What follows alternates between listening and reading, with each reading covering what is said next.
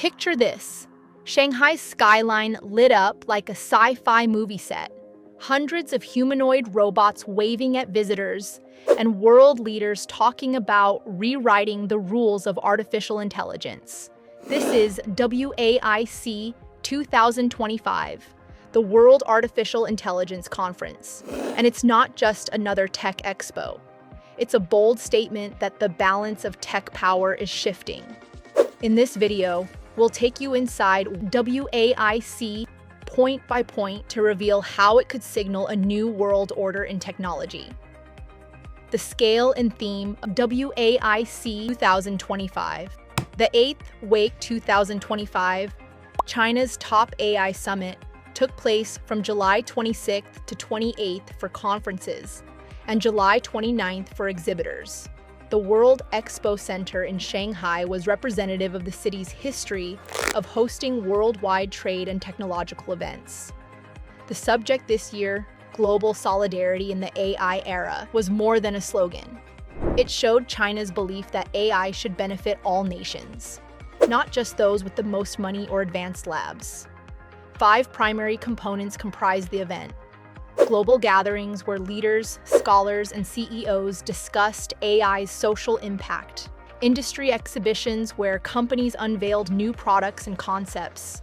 Competitions and awards recognizing breakthroughs in AI research and applications. Interactive experiences for attendees to see, touch, and even play with AI technology. Innovation incubation programs are designed to connect startups with investors. The display was organized as an AI capability corridor, with 4 thematic chambers that took visitors from research to market. In Hall H1, AI chips, algorithms, and big language models were displayed. Hall H2 examined applications in banking, industry, healthcare, and transportation. Hall H3 showcased AI-powered gear, consumer goods, and humanoid robots. Hall H4 helps startups connect their ideas to commercial success through ecosystem connectivity. WAIC 2025 made it clear that China aims to lead the AI discourse by addressing all stages of its life cycle. International participation and global spotlight. WAIC 2025 was not a purely domestic affair. Over 40 countries and international organizations sent representatives, making it one of the most internationally attended AI events in the world this year. The attendee list read like a who's who of artificial intelligence.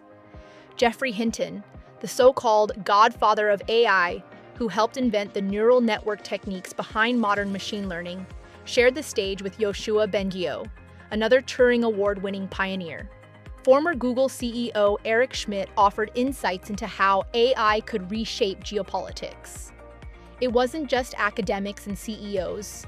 Government delegations from Europe, Africa, and Southeast Asia attended, signaling that countries far outside the traditional AI powerhouses were taking the event seriously. This wasn't about selling products to China. It was about being part of the global conversation that WAIC has managed to cultivate. One interesting note, Elon Musk's company xAI had only a minimal presence at the event. Considering Musk's high-profile visits to China in previous years, this absence raised eyebrows and hinted at shifting dynamics in US-China tech relations. Instead, the spotlight was on companies that were willing to engage with China's vision for global AI cooperation, China's big governance proposal. The most politically significant moment came during Premier Li Xiang's opening keynote. Standing before a packed audience, Li proposed the creation of a global AI cooperation organization, headquartered in Shanghai. This wasn't a casual suggestion. It was a calculated move to position China at the center of AI governance. Li's message was clear. Artificial intelligence should not be the exclusive game of a few countries or companies.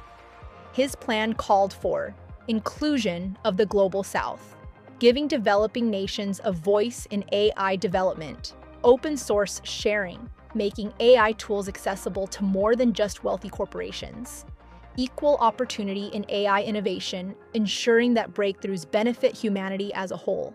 Alongside the speech, China unveiled a 13-point global AI governance action plan. This document urged the establishment of United Nations-led dialogue platforms to coordinate international AI policy and safety standards. The proposal emphasized balancing innovation with security, protecting human rights, and preventing harmful AI misuse.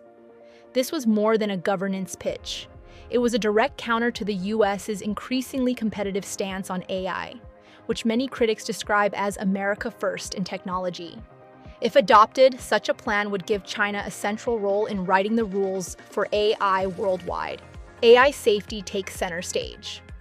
In the past, AI conferences have often focused on what the technology can do: smarter algorithms, faster chips, bigger datasets. WAIC 2025 flipped the script by putting a huge emphasis on AI safety.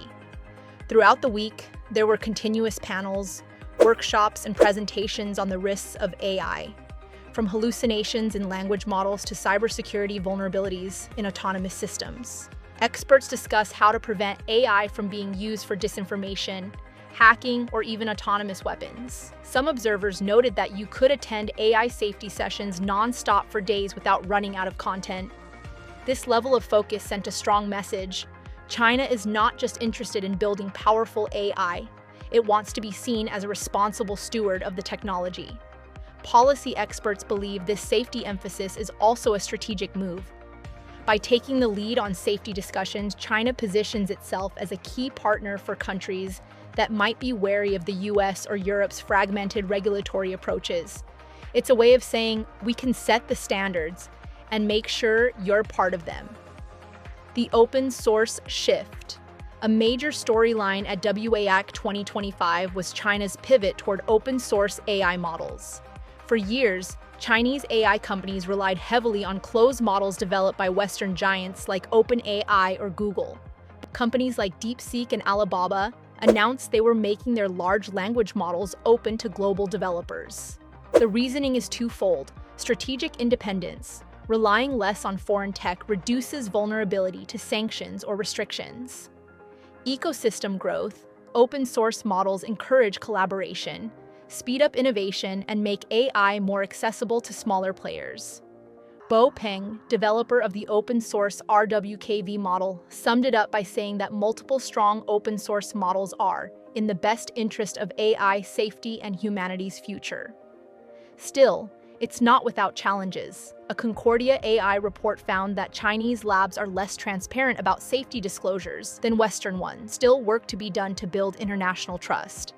China sees open source as a path to global AI influence. The rise of humanoid robotics.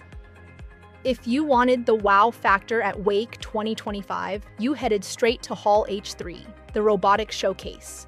More than 150 humanoid robots representing over 60 unique designs from 80 different companies were on display. Some robots served coffee, others danced in perfect sync to pop music. A few demonstrated complex mobility skills like climbing stairs, balancing on one leg, and even doing light gymnastic moves. The variety was staggering, from cute, cartoon-like assistants for children to sleek metallic service bots for hospitals and hotels. China's manufacturing muscle means these robots are getting cheaper to produce each year. Their adoption in industries like elder care, education, and logistics. However, experts caution that many of these robots still lack clear commercial pathways. The technology may be ready, but the market and consumers may take time to catch up. Strategic messaging to the world. Beyond the gadgets, WAIC 2025 was about narrative control. The entire event was choreographed to present China as the champion of collaborative AI development. From the theme Global Solidarity to the inclusion of so many international voices, the message was that China's approach is inclusive and multilateral, a stark contrast to the competitive, sometimes protectionist rhetoric from the West. For countries in the global South and even parts of Europe, this message resonates. They see a chance to participate in AI's growth without being sidelined by the US-China tech rivalry. By framing itself as a rule maker rather than just a rule taker, China is pushing for influence that could last for decades. WAIC 2025 wasn't just a conference. It was a glimpse into the future, and a statement about who will shape it.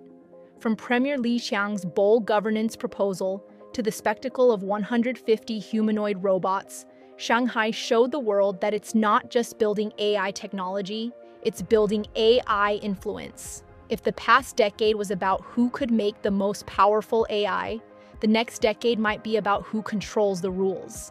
And after WAIC 2025, China has made it clear it wants that role.